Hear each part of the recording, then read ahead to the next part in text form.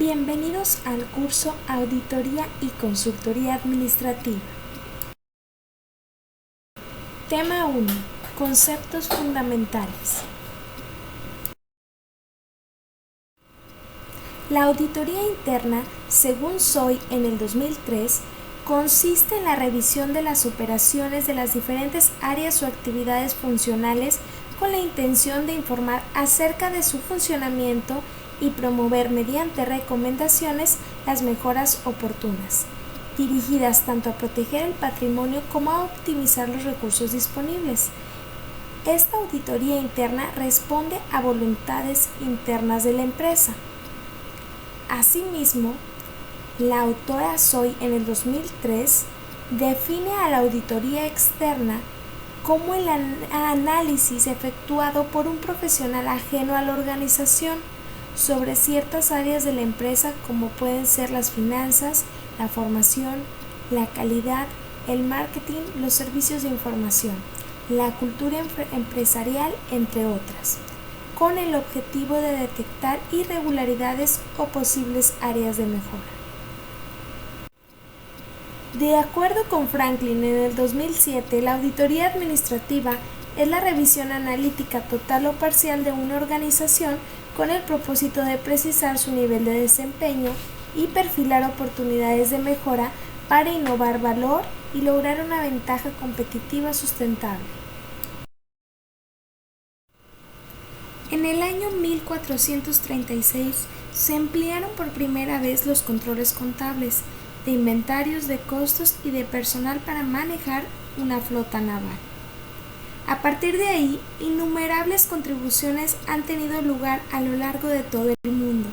De ahí que resulte innegable la importancia de la auditoría y la preocupación por abordarla desde diversos enfoques, ocasionando que la generación de obras en torno a este tema crezca día a día.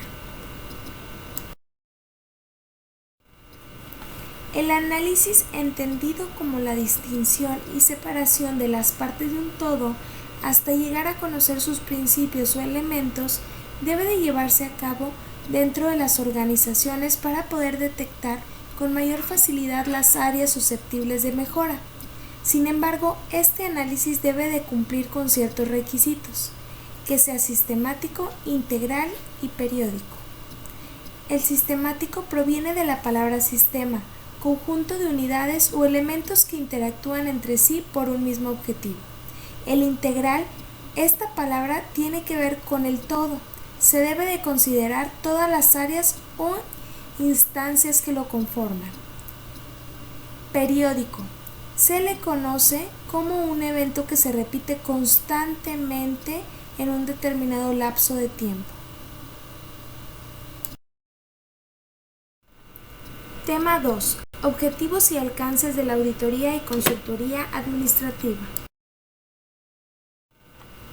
Dentro de los objetivos de la auditoría administrativa se encuentra el de impulsar el crecimiento de las organizaciones a través de detectar áreas de mejora, estableciendo acciones específicas. Para esto se consideran los siguientes criterios. El criterio de control, destinados a orientar los esfuerzos, evaluar el comportamiento de la organización en relación con los estándares preestablecidos. El criterio de productividad, encaminado a optimizar el aprovechamiento de los recursos de acuerdo con la dinámica de la empresa. El criterio de organización, determinan que el curso de la auditoría sustente la definición de la estructura, competencia, funciones y procesos a través de un manejo eficaz de la delegación de la autoridad y el trabajo en equipo. De servicio. La organización debe estar vinculada a través de un proceso cualitativo y cuantitativo con las necesidades y satisfacción de sus clientes. El criterio de calidad dispone que los procesos de auditoría deben de elevar los niveles de actuación de la organización para producir bienes y servicios altamente competitivos. El criterio de cambio logra que la auditoría se convierta en un instrumento que haga a la organización más receptiva y modificable. El criterio de aprendizaje permite que la organización sea capaz de asimilar sus experiencias para capitalizarlas y convertirlas en oportunidades de mejora. También existen otros criterios como el de toma de decisiones, de interacción y de vinculación. Dentro del campo de la auditoría administrativa, esta puede instrumentarse en todo tipo de organizaciones y se puede dividir en 3 tipos de carácter. Público. Su objeto es mejorar la actuación de los órganos y mecanismos que lo integren, poder ejecutivo, legislativo y judicial. El carácter privado. Se consideran aspectos como el tamaño de la empresa, el tipo de la industria, la naturaleza de sus operaciones y el enfoque estratégico. El carácter social. Se aplica según el tipo de organización y la naturaleza de su función como educación, vivienda, salud, desarrollo económico, protección social y otros más. No es lo mismo ser consultor que ser un consultor sobresaliente. Existen, de acuerdo a Cohen en el 2003, 7 áreas que marcan esa diferencia. Para ser un consultor exitoso, se debe de tener trato con el cliente, capacidad de diagnosticar problemas, capacidad para hallar soluciones, pericia y conocimientos técnicos, habilidades de comunicación, habilidades directivas y visión de negocio. Finalmente, se identifican 7 habilidades esenciales que debe tener un buen consultor. Estas son habilidades comunicativas, ya sea escritas y verbales, dominio técnico de un tema, habilidad para llevarse bien con otros, capacidad analítica, sensibilidad frente a los demás, tolerar el estilo de vida del consultor, necesidad de sentir una verdadera pasión por el oficio para poder triunfar. Tema 3. Necesidades de evaluación en las empresas. Dentro de cualquier organización existe, además de sus activos y recursos físicos, una serie de activos intangibles que se originan en los conocimientos, habilidades, valores, actitudes e ideas de las personas que forman parte de ella, constituyendo el capital intelectual de la misma, que pueden dividirse en activos de mercado, potencial derivado de los bienes no materiales que guardan relación con el mercado, activos de propiedad intelectual, conocimientos acerca de los procesos, patentes y marcas, activos centrados en el individuo, capacidades y habilidades de los miembros de la organización, activos de infraestructura, tecnologías, procesos y metodologías. La responsabilidad social de las empresas es, según Franklin 2007, el compromiso que asume una organización para emprender acciones sustentadas por criterios, políticas y normas para proteger y mejorar el bienestar de la sociedad, y representa una oportunidad para ampliar su área de influencia a través de la concientización y sensibilización social. Esta hace hincapié en 4 criterios principales. Los criterios principales de responsabilidad son económica, legal, ética y discrecional. Tema 4. El rol del auditor y consultor administrativo. Dentro del perfil o las características que debe de reunir un auditor y un consultor, además de su formación académica y complementaria, así como su experiencia profesional, se encuentran las siguientes. Debe de tener imaginación para idear, crear, apreciar y resolver situaciones. Debe de tener inteligencia para entender o comprender con agilidad. Asimismo, tienen que tener criterio para hacer uso de la lógica y del sentido común. Algo muy importante que también deben de tener los auditores y consultores es trato, la manera de dirigirse y escuchar a los demás. Iniciativa, formar planes y tomar decisiones con rapidez. Además, los auditores y consultores deben de tener responsabilidad, ser una persona profesional. El auditor interno es parte de la organización y es seleccionado con base en su capacidad, experiencia, perfil, conocimiento de la empresa, etc. Debe de ser una persona confiable y leal, ya que su valorización y evaluación puede influir considerablemente en la organización, ya que dentro de sus principales funciones se encuentra la vigilancia de que las operaciones de la empresa se desarrollen de acuerdo con los principios administrativos establecidos. Es decir, según el sistema de control interno adoptado, el auditor interno debe de elaborar un plan o programa de trabajo en el cual se enumere en orden de importancia aquellas áreas que según su criterio requieran de mayor atención. El auditor externo es un profesionista completamente independiente y ajeno a la organización. Él puede pertenecer a una firma de consultoría que le asigna a alguna empresa en específico. Dentro de sus principales ventajas se encuentra que puede tener una visión objetiva de los hechos, ya que no se encuentra inmerso en las operaciones diarias. Dada su experiencia, puede contar con un criterio más amplio y general. Los auditores externos realizan exámenes con ayuda del personal de su despacho, a base de muestreos o pruebas selectivas con la profundidad o extensión que ellos consideren indispensables para formarse un juicio, y son llamados, por ejemplo, para emitir información independiente sobre la confiabilidad de las cifras que aparecen en los estados financieros.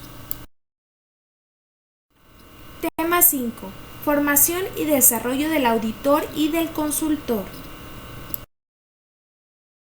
Dentro de las certificaciones que pueden obtener los auditores están las otorgadas por el Instituto Mexicano de Auditores Internos, legalmente constituido en el año de 1984. Este instituto busca la superación de sus miembros a través del mejoramiento de sus prácticas, del trabajo colegiado, la difusión de normas de actuación profesional, entre otros. A continuación les dejo las 5 certificaciones que imparte el Instituto Mexicano de Auditores Internos.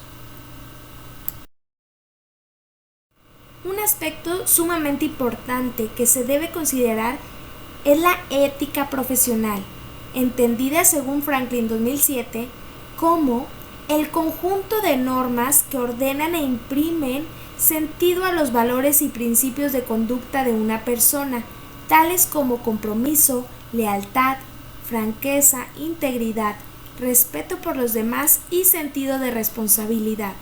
Constituye sin duda uno de los pilares de las normas de actuación de cualquier organización. Para poder tomar decisiones dentro de una organización en cuanto a los dilemas éticos a los que se deben enfrentar los auditores, es necesario considerar la intensidad moral, que es la medida en la cual los individuos consideran que un problema constituye un asunto ético, y está integrada por 6 componentes: magnitud de las consecuencias, consenso social, probabilidad del efecto, inmediación temporal, proximidad y concentración del efecto. Para poder tomar decisiones éticas en la práctica es posible seguir la siguiente mecánica, atendiendo los diversos aspectos.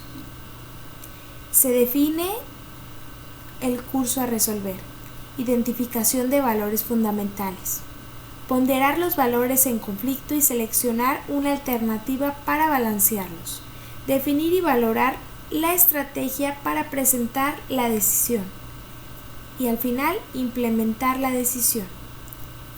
Los instrumentos normativos que pueden emplearse para contratar los servicios de auditoría y consultoría son carta convenio, convenio de servicios profesionales, contrato de prestación de servicios. Tema 6. Organización de la auditoría y consultoría administrativa. Una auditoría administrativa básicamente se ocupa de evaluar la calidad tanto individual como colectiva, así como los procesos mediante los cuales opera un organismo, con la finalidad de analizar detenidamente los problemas y las causas que están dificultando el desarrollo operativo de la empresa para posteriormente brindar alternativas de acción. mientras que la consultoría administrativa es una actividad realizada por una persona específicamente formada y capacitada que ayuda a identificar problemas de dirección, analizarlos y emitir recomendaciones de solución. Hoy en día existen diversas empresas que ofrecen a sus clientes servicios tanto de auditoría como de consultoría. Son básicamente aquellas que integran el grupo de las Big Four. Como un ejemplo de ello, la firma Deloitte ofrece servicios de auditoría orientados a validar información financiera para uso de la alta dirección, consejos de administración, inversionistas, instituciones de crédito y otros terceros interesados en la empresa, mientras que por otro lado ofrece los servicios de un equipo integrado por más de 600 consultores con especialización en industria y sectores estratégicos que buscan capitalizar las oportunidades de sus clientes para generar mayores ingresos y ventajas competitivas. Existen diversas compañías dedicadas exclusivamente a la consultoría en estrategia empresarial. Una de ellas a nivel mundial es Boston Consulting Group, quienes en su página de internet y de acuerdo a lo establecido en su misión colaboran con clientes de todos los sectores y regiones para identificar sus oportunidades más competitivas, abordan sus desafíos más críticos y transforman sus negocios. Su enfoque de trabajo establece que las soluciones hechas a la medida producen la mayor ventaja competitiva y el valor agregado para sus clientes. Dentro de una auditoría administrativa, su función principal es la de evaluar y determinar que la organización esté cumpliendo con los objetivos propuestos y que las acciones que se están llevando a cabo para cumplirlos sean las correctas. Sin embargo, algunas de sus funciones complementarias son las siguientes: brindar servicios especializados en un área específica, apoyo a las organizaciones para determinar sus oportunidades y amenazas, presentar una visión objetiva de la organización, brindar la posibilidad de transformar una idea en realidad, apoyo para llevar a un buen término un proyecto determinado. La división del trabajo en un equipo de consultoría administrativa se lleva a cabo dependiendo de los puestos definidos. Los roles de un consultor se pueden clasificar en coordinador general, líder de proyecto y asistente o analista de proyecto.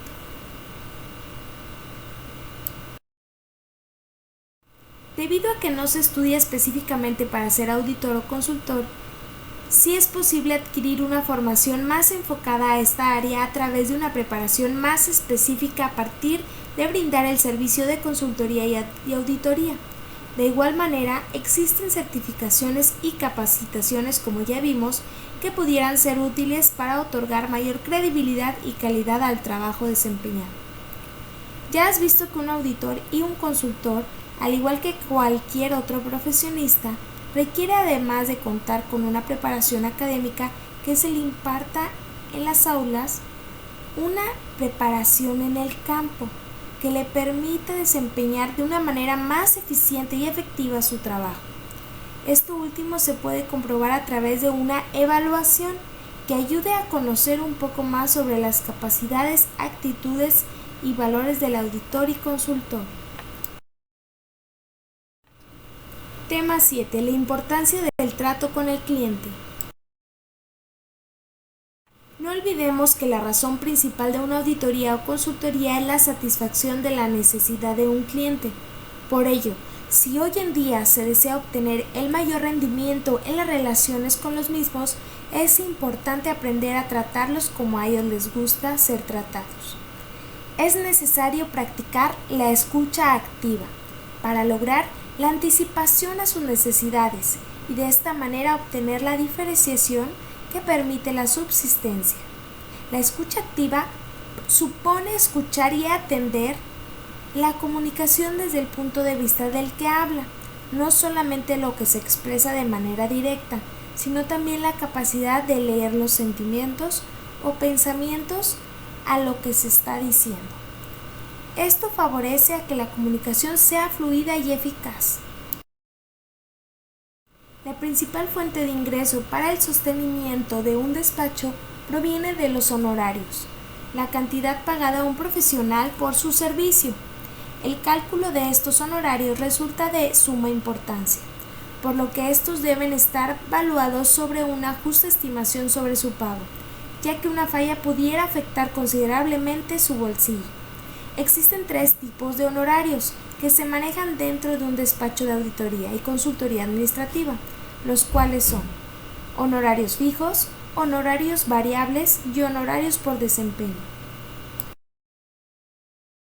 Los papeles de trabajo son los registros en donde se describen las técnicas y los procedimientos aplicados en el transcurso de la auditoría, así como las pruebas realizadas, la información obtenida y las conclusiones a las que se llegó. Dentro de estos papeles se encuentra el reporte de posibles irregularidades, cuya principal objetivo es contar con un registro de todo lo que se haya observado que no cumpla con los requisitos mínimos o no vaya de acuerdo con los objetivos de la organización. Una vez realizado el examen de la organización y se haya formulado un diagnóstico administrativo, se debe preparar un informe o reporte en donde se presentan los resultados obtenidos del proceso de auditoría, identificando de manera más detallada ciertas características. Tema 8. Metodología de aplicación en el desarrollo de una auditoría y consultoría administrativa. El propósito de la metodología de la auditoría administrativa es servir como marco de referencia para que las acciones que se llevan a cabo en las distintas etapas de la ejecución de la misma se den de manera sistemática y programada. La metodología, de acuerdo con Franklin 2007, está integrada por las siguientes etapas. Son 5 etapas: planeación, instrumentación, examen, informe y seguimiento. Vamos a verlas detalladamente. La planeación incluye los lineamientos generales que habrán de regular la aplicación de la auditoría, así como establecer las acciones que habrán de llevarse a cabo para su instrumentación de manera secuencial y ordenada, teniendo siempre en mente lograr los objetivos definidos en tiempo y forma, en donde se define el desarrollo secuencial de las actividades, factores prioritarios y tiempo requerido para el desarrollo de cada etapa. Instrumentación. Consiste en seleccionar las técnicas de recolección que se consideren más apropiadas de acuerdo con las circunstancias propias de la auditoría. En la instrumentación es donde se seleccionan las técnicas de obtención de información más viables, como entrevista, revisión de documentos, observaciones, acceso a redes de información. Examen, en donde se inicia con la ejecución de los programas para obtener la información necesaria de las áreas que serán estudiadas. El informe se realiza una vez que se haya llevado a cabo el examen de la organización y que se han establecido los enfoques de análisis organizacionales y cuantitativos. En él se deben establecer los resultados de la auditoría, identificando claramente el área, sistema, programa o proyecto auditado, el objetivo de la revisión, la duración, el alcance, los recursos y los métodos utilizados.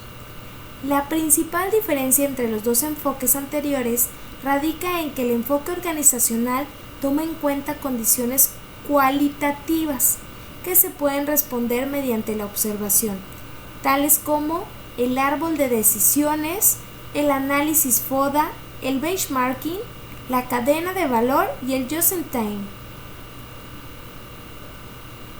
En el enfoque cuantitativo tiene que ver más con las matemáticas y las estadísticas, como las técnicas de correlación, muestreo, programación lineal y simulación.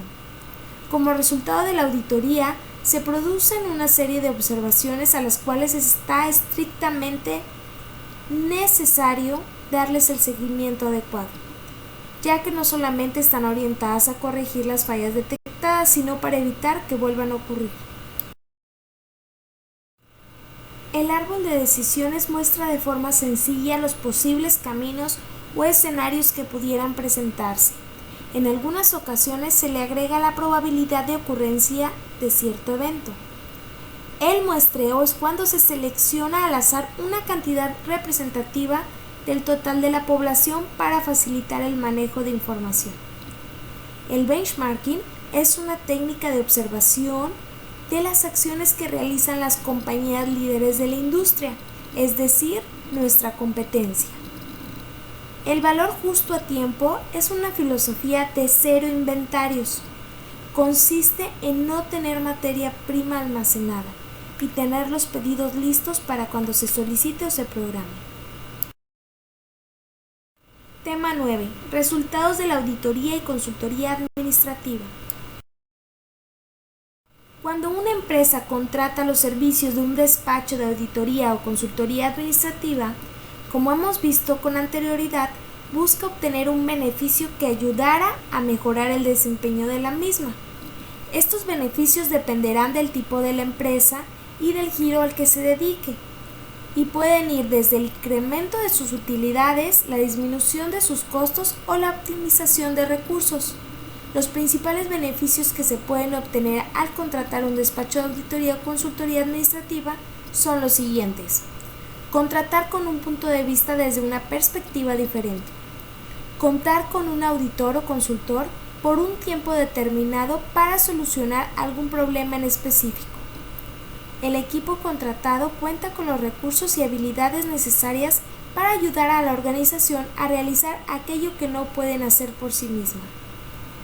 No se afectan los costos porque los servicios se pueden contratar por proyectos. Las opiniones o resultados que se obtienen son imparciales. El personal se encuentra calificado, actualizado y tiene experiencias en otras empresas. Las expectativas que tienen los clientes es que se les brinde soluciones factibles para resolución de problemas que apoyen el logro de sus objetivos. Por ello, todo proyecto debe cumplir con 3 expectativas principales: eficacia, eficiencia y economía.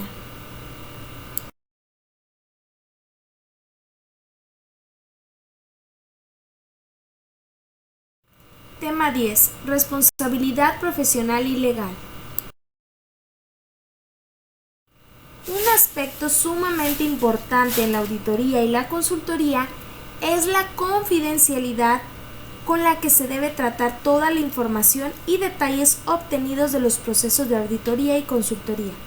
Por ello, en el contrato de prestación de servicios se deberá establecer cláusulas específicas de confidencialidad en donde se definan las responsabilidades y obligaciones de ambas partes.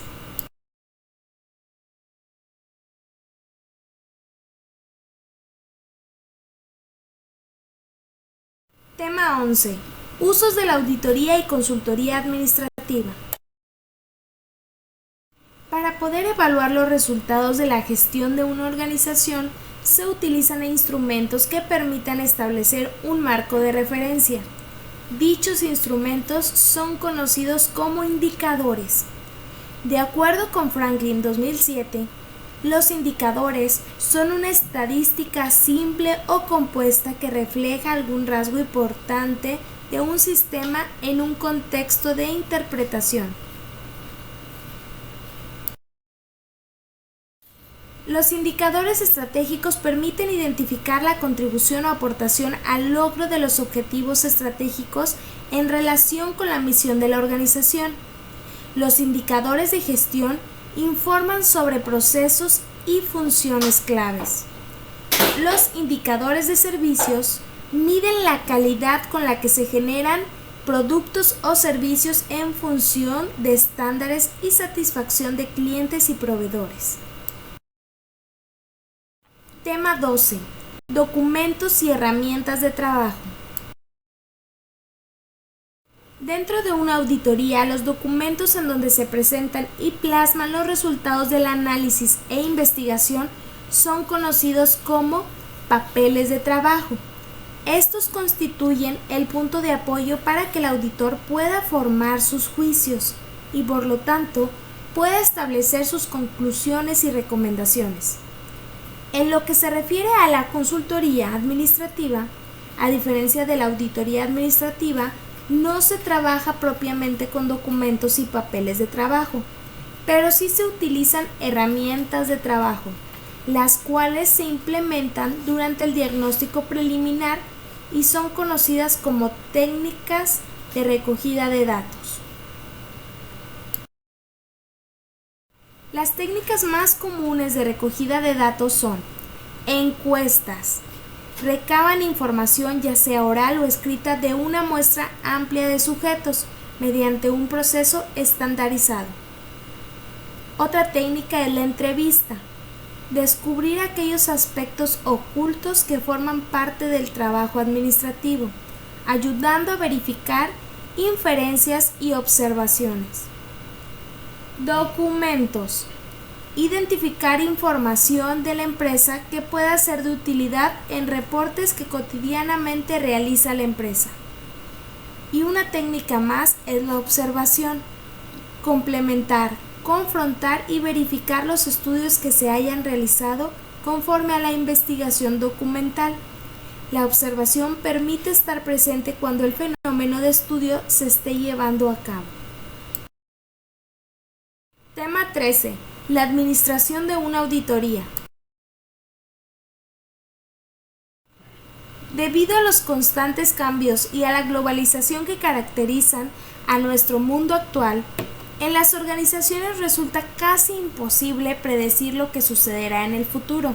Lo que sí es posible es obtener una idea muy cercana a la realidad con una buena planeación efectiva y con la utilización de modelos e información pasada. En la etapa de planeación de una auditoría, se determinan cuáles serán los procedimientos a seguir, el tipo de herramienta a utilizar, la gente que estará involucrada en el proceso y los papeles de trabajo a emplear. Para poder obtener y evaluar la evidencia de auditoría, es necesario reunir aquellas pruebas tanto físicas como intangibles que servirán para realizar un análisis y que posteriormente servirán como sustento para justificar algunas de las acciones o implementaciones dentro de la empresa. La cooperación que pueda obtenerse por parte de los miembros de la organización es vital, ya que de otra manera el trabajo del auditor quedará incompleto y sin fundamentos. Los métodos que se utilizan para obtener evidencia se pueden clasificar en 5. La observación es el primero. En la observación, el auditor observa el desarrollo de alguna actividad. El segundo método son las preguntas. En las preguntas se obtienen respuestas ya sea orales o escritas, hechas por el auditor al personal. En el tercer método, que es la inspección, consiste en ver físicamente un activo de la empresa, tales como inventarios, caja chica, maquinaria, equipo de oficina o cómputo. El cuarto método son las pruebas. Las pruebas consiste en evaluar la información financiera para ver cómo está relacionada con los datos no financieros. Generalmente se realiza en base en información del pasado. El quinto y último método es la confirmación. En la confirmación se obtiene a través de una comunicación directa con un tercero, que responde a una solicitud de información sobre algún aspecto de los estados financieros. Resulta confiable para evaluar cuentas específicas. Tema 14. El riesgo en la auditoría y su división. Dentro del proceso de auditoría, un concepto fundamental es el riesgo. Y es que cuando un auditor tiene la tarea de auditar estados y reportes financieros, puede verse involucrado en dos tipos de riesgo. El primer riesgo es el riesgo de auditoría. Es cuando un auditor emite una opinión equivocada o mal valuada con respecto a la materialidad errónea de los estados financieros. El segundo riesgo tiene que ver con la exposición a una pérdida financiera y de daño en su reputación profesional. El segundo riesgo es el riesgo de contrato. El riesgo de auditoría puede dividirse a su vez en dos componentes, los cuales son el riesgo inherente y el riesgo de detección. El riesgo inherente es aquel que se origina por la naturaleza propia de una cuenta o de un tipo de operaciones, independientemente de la efectividad que pudieran tener en los controles internos. Puede estar relacionado con factores ajenos a la organización, ocasionando que la misma altere la información. Un ejemplo del mismo puede ser susceptible a los estados financieros la existencia de errores significativos. Es decir, un ejemplo puede ser cuando la gerencia se ve en la necesidad de modificar sus estados financieros dado un cambio en alguna ley o disposición gubernamental. El segundo riesgo es el riesgo de detección. Es aquel en donde los errores de los estados financieros no pueden ser detectados mediante pruebas sustanciales. Pueden ser controlados por el auditor, ya que es quien decide y maneja las pruebas que se aplican. Por ejemplo, que el auditor no detecte un saldo erróneo en una cuenta o en transacciones de importancia relativa.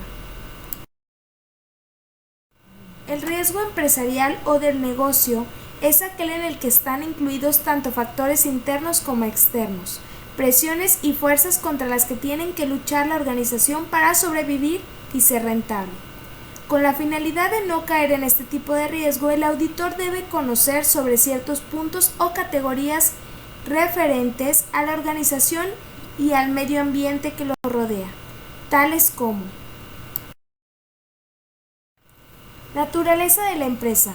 El auditor debe recolectar información referente a las principales fuentes de ingresos, industria, regulaciones y otros factores externos. Aquí se deben de incluir las condiciones generales económicas, las regulaciones legales, políticas del medio ambiente y los factores tecnológicos. La administración. La administración es la encargada de disponer los objetivos, las estrategias, los procesos y el manejo del control interno de la organización. La gobernabilidad se refiere a la estructura, organización u organigrama de la empresa. Tiene mucho que ver con el consejo administrativo. Objetivos y estrategias. Para que el auditor pueda evaluar el riesgo sobre errores materiales, debe conocer los objetivos y estrategias de la empresa. Medición y desempeño. La medición y desempeño están incluidos en la administración. La administración cuenta a su vez con indicadores líderes para poder supervisar y medir el proceso de la empresa para alcanzar sus objetivos. Procesos del negocio. En esta categoría se pueden incluir la mayoría de las actividades que realiza la organización, como compras, proveedores, cobranza, producción, entre otros. El proceso de auditoría puede ser simplificado en una serie de fases que permiten desarrollar la misma paso a paso. Los componentes de esta fase son aceptación de nuevos clientes y mantenimiento de los actuales.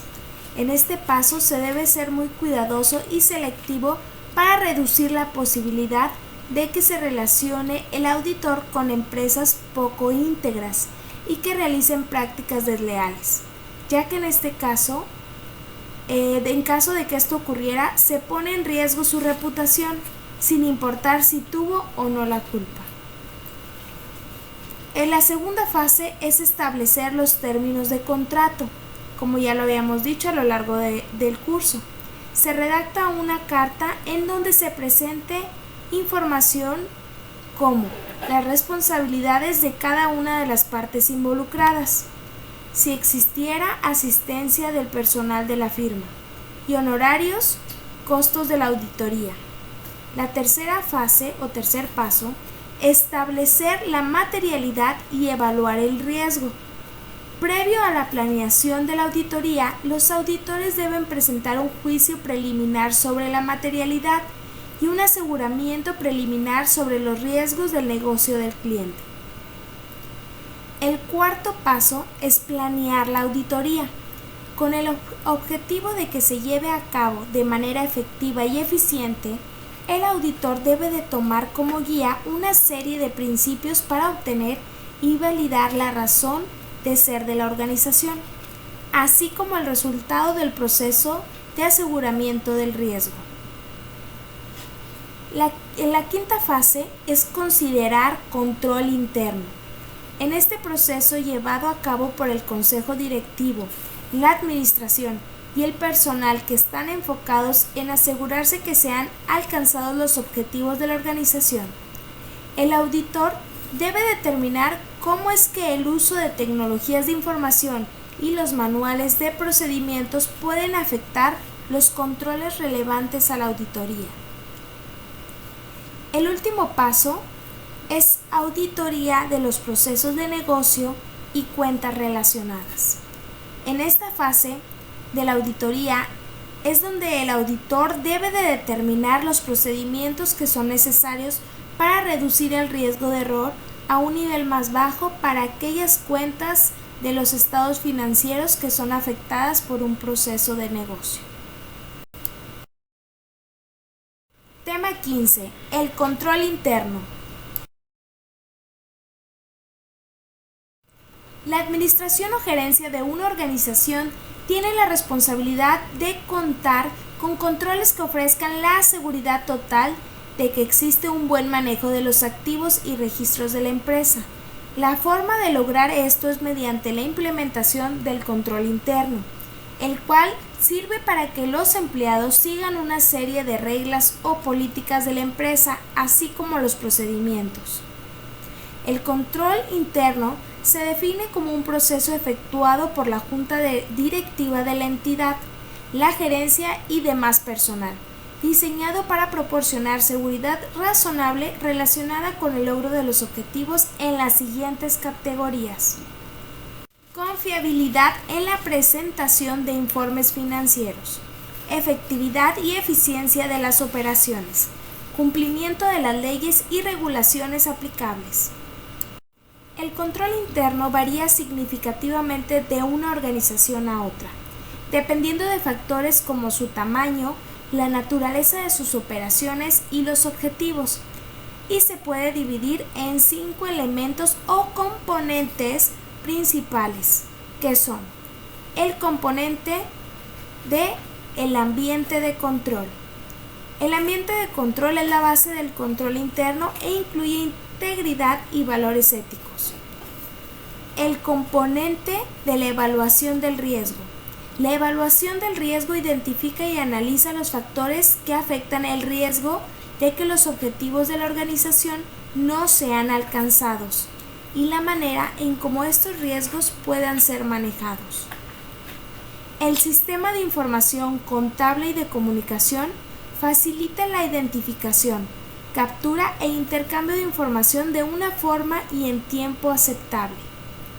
Las actividades de control son políticas y procedimientos que ayudan a asegurar que las directrices y políticas de la gerencia se lleven a cabo.